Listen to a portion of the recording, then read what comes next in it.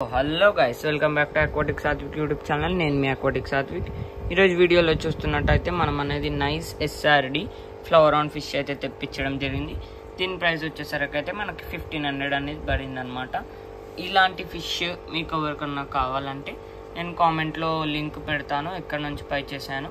నేనైతే MVS aquarium నుంచి by చేశాను. వాళ్ళ దగ్గర అయితే నైస్ క్వాలిటీ ఫిషెస్ అనేవి ఉన్నాయి. ఫిష్ కలరేషన్, లైనింగ్, అలాగే హెడ్ పాప్ అనేది వచ్చిందనమాట లైట్గా. ఇలా ఈ ఏజ్లో ఉన్నప్పుడు మీరు ఫ్లవర్ ఆన్ ఫిష్ అనేది తీసుకున్నారంటే ఈజీగా ఫిష్ అనేది మీకు అట్రాక్ట్ అవుతుంది, అలాగే ఇంకా మన క్లైమేట్కి అలవాటు అవుతుంది కూడా. నేనైతే ఫిష్ అనేది నిన్ననే రావడం జరిగింది. మనమైతే ప్రొఫెషనల్ కొరియర్లో మనకి ఫిష్ వచ్చింది. చూసుకోవచ్చు, ఒక స్పాంజ్ ఫిల్టర్ పెట్టాను. దీనికైతే ఒక 1.5 ఫీట్ ట్యాంక్ సెటప్ ఇచ్చాను. ఇంకా దీనికి ఫుడ్ వచ్చేసరికి అయితే ఒక ఎక్కువ బ్లాక్ పెరల్ వాడతాం.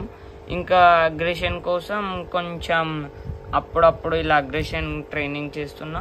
ఇంకా కాస్త ట్యాంక్కి సెట్ కాలే అది. ఇంకా గ్రూమింగ్ అయితే కొన్ని రోజులు అయితే స్టార్ట్ చేస్తాను. గ్రూమింగ్ మిర్రర్ అదంతా ఎలా చేయాలో ప్రాసెస్ కూడా నేను మీకు చెప్తాను. ట్యాంక్ సెటప్ చూసుకోవచ్చు. ఇంకొచ్చేసి ఏంటంటే మనం ఫ్లవర్ ఆన్ ఫిష్ ట్యాంక్లో ఎప్పుడు స్టోన్స్ అనేది అస్సలు వేయొద్దు.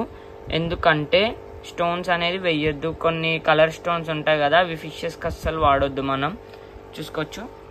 ఫిష్ క్వాలిటీ అయితే ఎలా ఉందో నాకు కామెంట్ చేయండి. అలాగే ఈ ఫిష్ నేమ్ ఏం పెడదామో కూడా చెప్పండి. ఇంకా నేను దీని గురించి మీకు డైలీ అప్డేట్స్ ఇస్తూనే ఉంటాను ఫ్లవర్ ఆన్ ఫిష్ గురించి.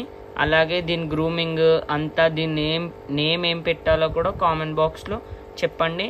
అలాగే నేనైతే కొత్తగా పీజియన్స్ అయితే తేవడం జరిగింది. పీజియన్స్ గురించి కూడా నేను మీకు చెప్తాను. ఇంకా వాళ్ళన్నా ఏమైనా ఇంట్రెస్ట్, ఇలాంటి ఫ్లవర్ ఆన్ ఫిష్ కొనుక్కోవాలని ఇంట్రెస్ట్ ఉంటే నేను కింద MVS అక్వేరియం ఛానల్ లింక్ అనేది పెడతా, వెళ్ళి కొనుక్కోండి. So please do like, share and subscribe for my channel.